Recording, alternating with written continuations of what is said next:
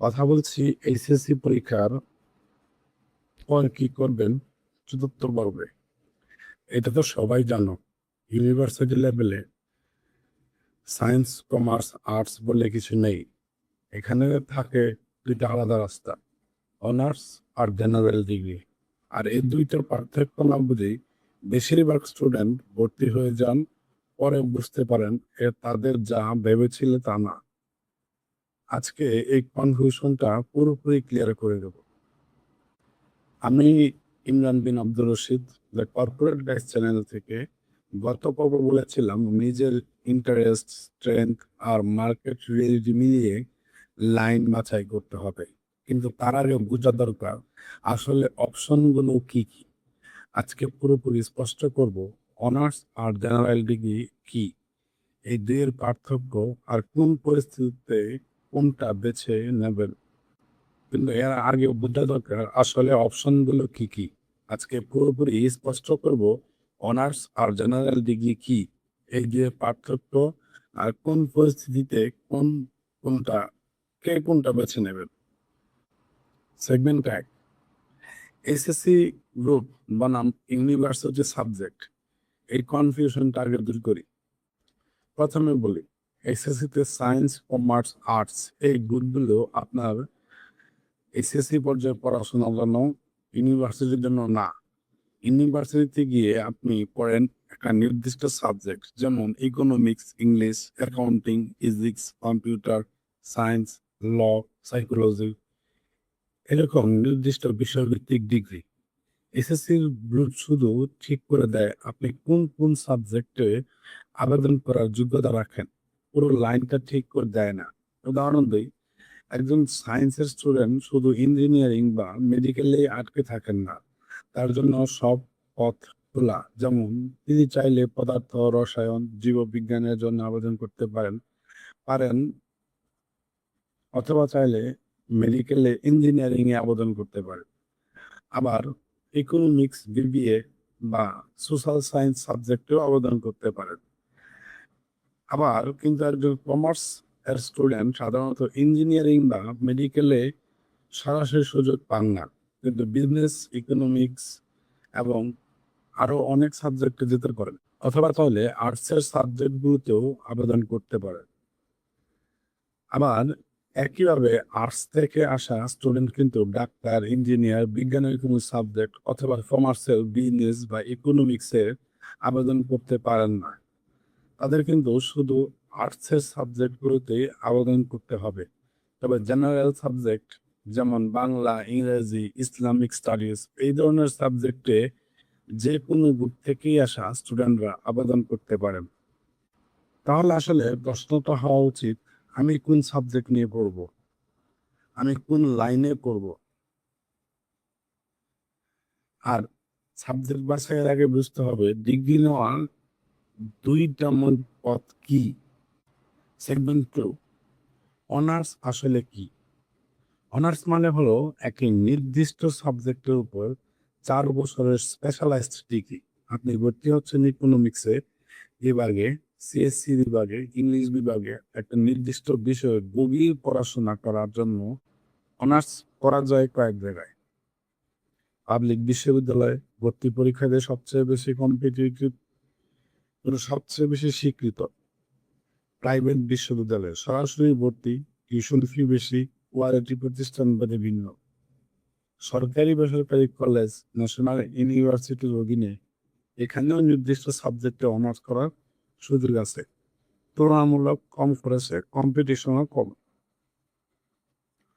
অনার্সের সবচেয়ে বড় সুবিধা, এটা একটা নির্দিষ্ট বিষয়ে গভীর দক্ষতা তৈরি করে, যা পরবর্তীতে সেই ফিল্ডে চাকরি, রিসার্চ বা বিসিএস এর মতো প্রতিযোগিতামূলক পরীক্ষার কাজে লাগে। বেশিরভাগ প্রফেশনাল এবং সরকারি চাকরির ক্ষেত্রে অনার্স ডিগ্রিকে বেশি গুরুত্ব দেওয়া হয়। সেগমেন্ট 3, জেনারেল ডিগ্রি আসলে কি। জেনারেল ডিগ্রি যেমন BA, BSS, BC, BCom, BSc, এটা ভিন্ন একটা কাঠামো। এখানে আপনি একটা নির্দিষ্ট সাবজেক্টে স্পেশালাইজড করেন না, বরং এটা সায়েন্স, কমার্স, আর্টসের মতো একসাথে কয়েকটা বিষয়ের উপর। এটা মূলত 3 বছরের প্রোগ্রাম। ন্যাশনাল ইউনিভার্সিটির অধীনে দেশের বিভিন্ন সরকারি বেসরকারি ডিগ্রি কলেজে পড়ানো হয়। জেনারেল ডিগ্রি মূল পার্থক্য এটা কোনো একটা নির্দিষ্ট বিষয়ে গভীর দক্ষতা তৈরি করে না, বরং একটা শাখার একটা ব্লক সাধারণ শিক্ষাগত যোগ্যতা দেয়। ভর্তি হওয়া তুলনামূলক সহজ, প্রায় প্রতিটা উপজেলায় বা এলাকায় ডিগ্রি কলেজ পাওয়া যায়। খরচ অনার্সের তুলনায় অনেক কম। চাকরির বাজারে অনার্স এবং ডিগ্রির সমমান গুরুত্ব লেখা থাকলেও বেসরকারি কোম্পানিগুলোতে সমান গুরুত্ব দেওয়া হয় না, বিশেষ করে প্রফেশনাল বা প্রতিযোগিতামূলক পজিশনের ক্ষেত্রে। কিন্তু এখানে একটা গুরুত্বপূর্ণ কথা বলি, জেনারেল ডিগ্রি থাকা মানে কিছু না থাকার চেয়েও অনেক ভালো। তার মানে আবার এতটাও নিম্নমান নেবার কোনো কারণ নেই। কারণ একজন অনার্সের ছাত্র যে কোনো একটা বিষয় নিয়ে হয়তো গভীর পড়াশোনা করে, কিন্তু একজন জেনারেল ডিগ্রি যে কোনো একটা শাখার সব সাবজেক্টের উপর মোটামুটি ধারণা রাখে। এবং যারা ভালো পড়াশোনা করে তারা মোটামুটি নয়, বরং সব সাবজেক্টেই গভীর জ্ঞান ধারণ করে। ফলে কখনো কখনো অনার্স স্টুডেন্ট থেকে জেনারেল ডিগ্রি স্টুডেন্টের মূল্যায়ন বেশি থেকে যায়। আর তাছাড়া সরকারি চাকরির ক্ষেত্রে একজন অনার্স করার এবং একজন জেনারেল ডিগ্রি করা স্টুডেন্ট একই সমান গুরুত্ব বহন করে। তবে পাশের গ্রেড পয়েন্ট বা সিজিপিএ এর উপর বিবেচনা পরিবর্তন হতে পারে। আবার অনার্স করেও মাস্টার্স করা যায়, ডিগ্রি করেও মাস্টার্স করা যায়। শুধু ডিগ্রি স্টুডেন্টদের ক্ষেত্রে মাস্টার্স 3 বছরের, কিন্তু অপরদিকে ডিগ্রি 3 বছরের, অনার্স 4 বছর। সেদিক থেকে আবার সমান। এবং মাস্টার্সের পর দুজনেরই সার্টিফিকেটেও গুরুত্ব রাখে। কারণ মাস্টার্স কোর্সে আবার একটা সাবজেক্ট নিয়ে গভীর পড়াশোনা করতে হয়। ফলে মাস্টার্সের পর অনার্সের স্টুডেন্ট এবং মাস্টার্সের স্টুডেন্ট সমান জ্ঞান বহন করে। বরং ডিগ্রি স্টুডেন্ট ডিগ্রিতে সব সাবজেক্ট নিয়ে পড়ার কারণে মাস্টার্সের সেই নির্দিষ্ট সাবজেক্টের বাইরেও জ্ঞান রাখে, যা অনার্সের স্টুডেন্টের ক্ষেত্রে থাকে না বা সীমিত থাকে। তবে গ্রেড পয়েন্ট অনুযায়ী গুরুত্ব তারতম্য হতে পারে। আবার আগের পর্ব বলেছিলাম, রেজাল্ট যেমনই হোক পড়াশোনা ছাড়া যাবে না। যদিও আমাদের দেশে অনার্সের মূল্যায়ন একটু বেশি করে, কিন্তু অনার্সের সুযোগ না পেলেও ডিগ্রিতে ভর্তি হয়ে হলেও পড়াশোনা চালিয়ে যেতেই হবে। পড়াশোনা শেষ করার চেষ্টা ছাড়া যাবে না, এমনকি সেটা এলাকার সবচেয়ে দুর্বল কলেজ থেকে হলেও। জেনারেল ডিগ্রি সেই ন্যূনতম শিক্ষাগত ভিত্তির উপর দাঁড়িয়ে আপনি স্কিল, ভাষা, ব্যবসা দিয়ে সবচেয়ে ভালো ক্যারিয়ার করতে পারবেন, যা আমরা পার্ট 2-তে বিস্তারিত বলেছি। সেগমেন্ট 4, তাহলে একে কোনটা বেছে নেব? এখন আসল প্রশ্নে আসে, অনার্স বেছে নিন যদি আপনার পছন্দের কোনো নির্দিষ্ট সাবজেক্ট বা ফিল্ড আছে, সেখানে গভীরভাবে দক্ষতা অর্জন করতে চান, ভর্তি পরীক্ষায় বসে ভালো প্রতিষ্ঠানে বা অন্তত মানসম্মত কোনো কলেজে সেই সাবজেক্টের সিট পাওয়ার সম্ভাবনা আছে।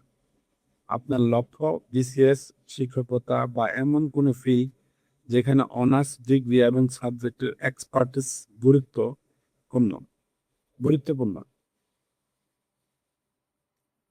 জেনারেল ডিগ্রি বেছে নিন যদি আপনার গ্রেড পয়েন্ট ভর্তি পরীক্ষার জন্য মূল্যায়ন না হয়, অথবা আপনার এলাকায় অনার্সের ভালো কোনো অপশন নেই, বা আর্থিক পারিবারিক কারণে দূরে গিয়ে পড়াশোনা সম্ভব না।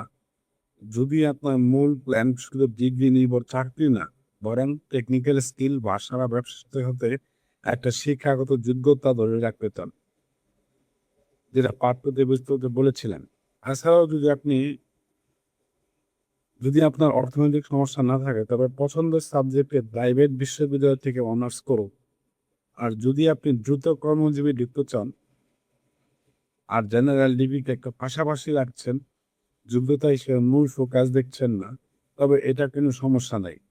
কেননা এখানে ডিগ্রি বা অনার্স কোনোটাই ভালো বা খারাপ না। প্রশ্নটা হলো কোনটা আপনার পরিস্থিতি আর লক্ষ্যের সাথে মানানসই। তো সংক্ষেপে, তো ইউনিভার্সিটি লেভেলে সায়েন্স, কমার্স, আর্টস লাইন বলে কিছু নেই। আছে সাবজেক্ট ভিত্তিক অনার্স আর ব্রড জেনারেল ডিগ্রি। কোনটা বেছে নেবেন তা নির্ভর করে আপনার সাবজেক্ট প্রেফারেন্স, ভর্তির সুযোগ আর ভবিষ্যৎ পরিকল্পনার উপর। তবে আমি রিকমেন্ড করবো, যদি আপনার গ্রেড কম ভালো থাকে, কোনো সরকারি ভার্সিটিতে অনার্সের সুযোগ পান তবে অবশ্যই সেটাই করে। আর যদি সরকারি বিশ্ববিদ্যালয়ের সুযোগ নাও পান তারা ন্যাশনাল ইউনিভার্সিটির আন্ডারে অনার্স করে। এক্ষেত্রে অনেক কলেজেও কিছু কিছু নির্দিষ্ট সাবজেক্টে অনার্স করার সুযোগ থাকে, সেটাতে পড়তে পারেন তুলনামূলক ডিগ্রির সমান খরচে। আর যদি অর্থনৈতিক সামর্থ্য থাকে, কোনো প্রাইভেট বিশ্ববিদ্যালয় পছন্দের থাকে, সেখান থেকেও অনার্স করতে পারে। আর যদি অনার্স করার জন্য এতক্ষণ যেগুলো বললাম কোনো সুযোগই না থাকে, তাহলে আপনি জেনারেল ডিগ্রিতে ভর্তি হয়ে যাবেন, পড়াশোনা কোনোভাবেই ছাড়বেন না। আবার যদি কেউ ভালো গ্রেড পয়েন্ট থাকে 70, নিজের ইচ্ছে বা শখ থাকে জেনারেল ডিগ্রি করবে, তাহলে আমি সেখানেও বলবো আপনি নিশ্চিন্তে ভর্তি হতে পারেন। কারণ আপনি যাই পড়েন না কেন, যদি ভালোভাবে পড়াশোনা করেন, কোনো ধরনের দুষ্টামি ফাইজলামির ভণ্ডামি না করেন, তবে চাকরি নিয়ে চিন্তা করার কিছু নেই। ভালো স্টুডেন্ট যাই করুক সে কখনো পিছনে পড়ে না, সে তার যোগ্যতা প্রমাণ সব জায়গায় দিতে পারে। সবশেষে বলবো এভাবেই হোক পড়াশোনা চালিয়ে যান, কারণ আপনি নিজের ব্যক্তিগত বিজনেস পরিচালনা করলেও একটা সময় মনে হবে আমার পড়াশোনাটা কমপ্লিট করা প্রয়োজন ছিল। তাই পরে আফসোস করার চেয়ে আগেই যে লাইনেই হোক পড়াশোনা চালিয়ে যান এবং শেষ করুন। পরের পর্ব থেকে আমরা নির্দিষ্ট সাবজেক্টগুলো নিয়ে কথা বলবো। কোন এসএসসি ব্যাকগ্রাউন্ড থেকে কোন কোন অনার্স সাবজেক্ট দেওয়া যায়, প্রতিটা ক্যারিয়ার সম্ভাবনা কি, কমেন্টে জানান। কোন ব্যাকগ্রাউন্ড সায়েন্স আর্টস কমার্স থেকে প্রথমে আলোচনা শুরু করব। ধন্যবাদ সবাইকে।